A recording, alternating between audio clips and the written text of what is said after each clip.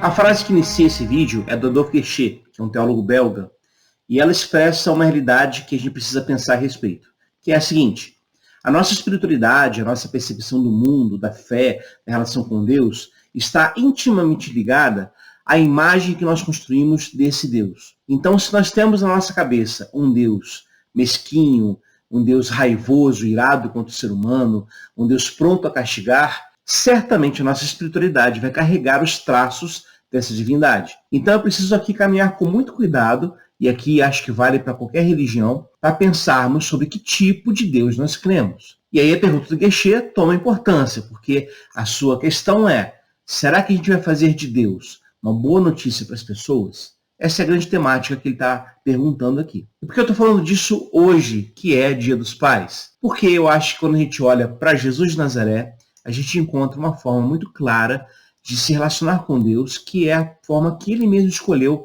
usar. Ele chamava Deus de Pai. Em várias passagens do Novo Testamento, aliás, em várias partes do Evangelho, constantemente você tem Jesus chamando Deus de Pai. Para Jesus, Deus é o Pai Santo, o Pai Justo. Para Jesus, Deus é o Pai que faz o seu sol nascer sobre gente boa e também gente má. Deus é o Pai que tem uma relação muito clara com o próprio Jesus, de tal maneira que ele mesmo diz: quem me vê também o Pai. Mas tudo isso, na verdade, está resumido numa expressão que Jesus usou para referir-se a Deus. E a expressão é essa que está projetada na sua tela. O termo aramaico, Abá. Abá significa literalmente papaizinho querido. É um termo de muita intimidade, de aproximação com o Pai.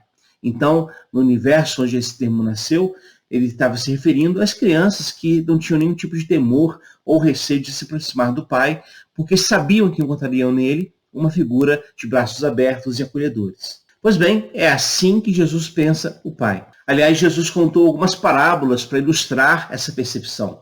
Talvez a mais conhecida seja a parábola do filho pródigo, que eu prefiro chamar a parábola do pai pródigo, do pai perdido de amor. Nós já falamos aqui sobre essa parábola no canal, vou deixar o vídeo linkado no finalzinho desse vídeo. Se você quiser assistir, depois você assiste. Mas eu queria retornar essa parábola para mencionar algumas questões vinculadas a ela e a partir daí pensarmos um pouco mais sobre esse termo Abá. Bom, a gente conhece a parábola talvez de ouvir falar, de pregações, do imaginário coletivo, porque essa parábola é talvez a mais conhecida do Novo Testamento, mas a história é: nós temos um pai e 2 filhos, e o filho mais novo pede a herança do pai. Ou seja, em outros termos, ele está pedindo que o pai esteja morto.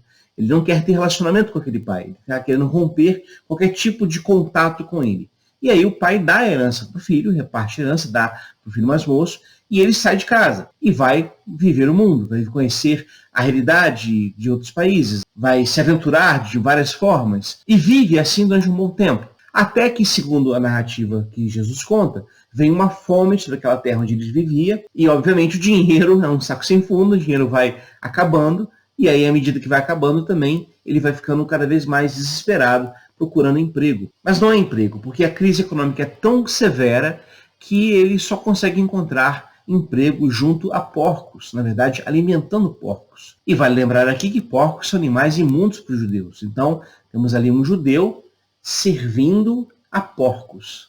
Isso é o mais baixo possível que se pode descer nessa perspectiva judaica, nessa compreensão do ser humano a partir do judaísmo. Chega o momento da história que o filho pensa o seguinte: olha, se eu estivesse lá na fazenda do meu pai, eu poderia talvez estar agora me alimentando bem, porque afinal de contas até os escravos de lá comem melhor do que eu aqui.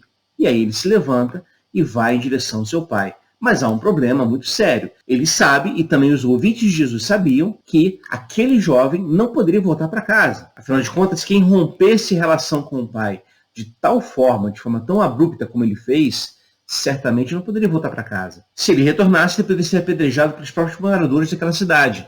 Então, ele vai, contando com uma espécie de última chance de salvação. Quem sabe o pai o aceita de volta e o aceita como escravo. E é o que ele vai pensando para si mesmo. O discurso que ele vai montando para tentar convencer o pai é exatamente esse. Ele vai dizer o seguinte: olha, eu reconheço, eu errei, eu pequei contra o céu e contra ti, não sou digno de ser chamado teu filho, mas eu quero ser um dos teus empregados, e o termo grego ali é escravo, eu quero ser um dos teus escravos. Essa é a ideia que o filho tem. E aí Jesus diz que quando o filho estava chegando próximo de casa, o pai o vê ainda de longe e sai correndo para abraçá-lo. E aí eu sempre gosto de lembrar o seguinte: ora, o pai não sabia que o filho ia voltar naquele dia. Se ele está vendo o filho de longe, é porque ele está constantemente, talvez debruçado na beira do portão da fazenda, olhando para o horizonte para pensar, quem sabe hoje é meu filho que volta para casa. Então ele fica lá todos os dias. Ele fica lá à noite, à tarde, de manhã, esperando que talvez naquele momento o filho chegasse. E o filho se aproxima, e aí a narrativa diz que o pai corre em direção a ele. Bom, correr, né, com aqueles vestidos da sociedade antiga de Israel, aqueles vestidões, a única forma de fazer isso é levantar os vestidos, mostrar, né, o tornozelo, o joelho e sair correndo. E Lutero chama atenção a essa questão. Ele diz que nenhum dono de casa, né, fazendeiro ou grande proprietário, como era aquele senhor, nenhum desses personagens iria se submeter a correr mostrando os tornozelos, ou seja, isso era indigno. Mas esse pai da parábola pouco está importando com a sua própria dignidade. O que importa é que o filho voltou para casa.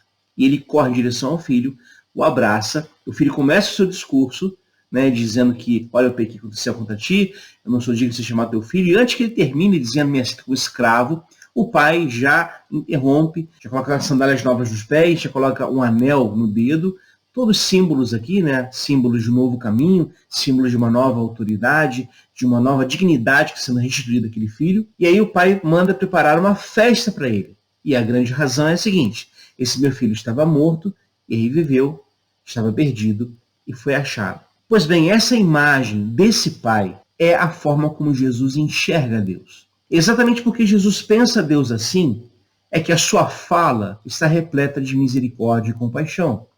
Porque se Jesus pensasse num Deus mesquinho, num Deus irado, num Deus justiceiro, num Deus vingativo, cujos braços não estão abertos para atender, mas sim cruzados ou então prontos para pesar a mão, se Jesus tivesse essa imagem de Deus, certamente a sua pregação também carregaria esses traços muito problemáticos e prejudiciais, fruto dessa imagem divina. Mas Jesus não é assim.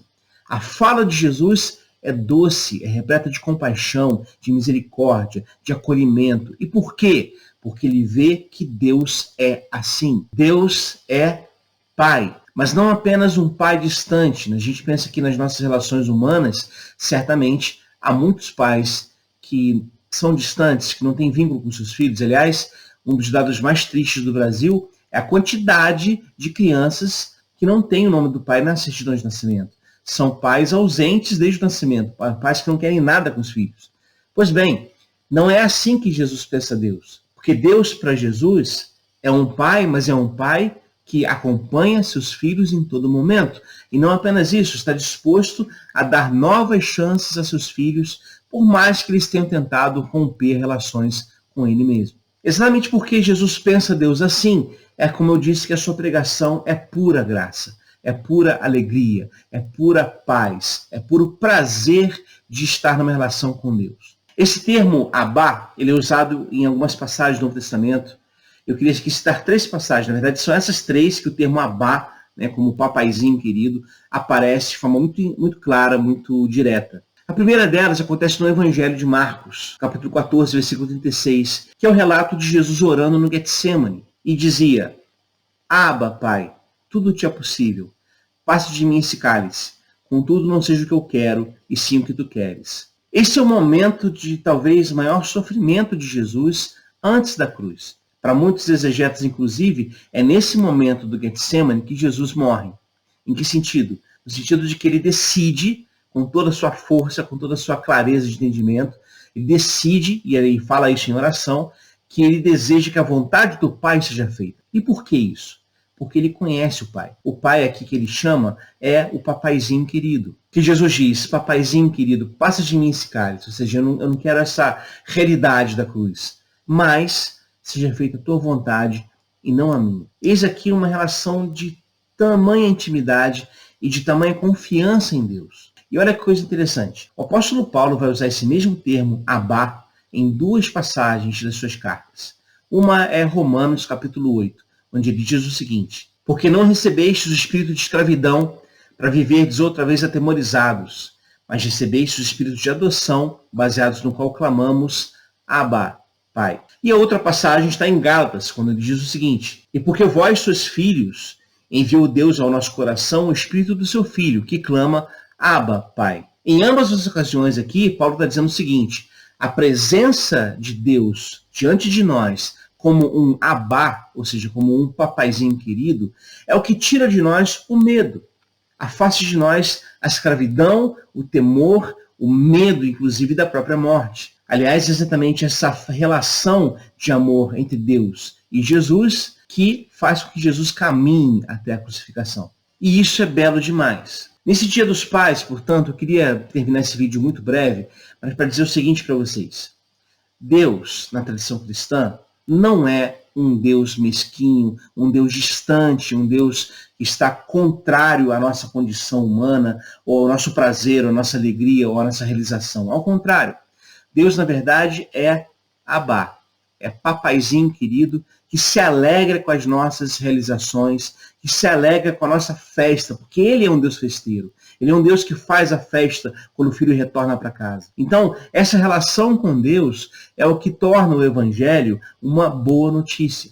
Portanto, respondendo a pergunta do Figueiredo lá no início do vídeo, será que faremos de Deus uma boa notícia para as pessoas? A pergunta tem a sua resposta exatamente nessa questão. Como a gente entende Deus? Se nós entendermos Deus como uma divindade que não tem nada a ver com Jesus, uma divindade meritocrática, como eu disse, justiceira, vingativa, irada, e aí certamente a gente não tem boa notícia para as pessoas, a gente vai ter uma má notícia para eles e para nós mesmos. Agora, se a nossa relação com Deus for construída nessa certeza de que Deus é Abba, papaizinho querido, uau! Aí sim, o Evangelho será uma ótima notícia para nós e para os outros. Então é isso. Feliz Dia dos Pais. Que o Abba de Jesus seja também o seu Abba nesse momento. E a gente se vê aqui no próximo vídeo. Um abraço e até lá.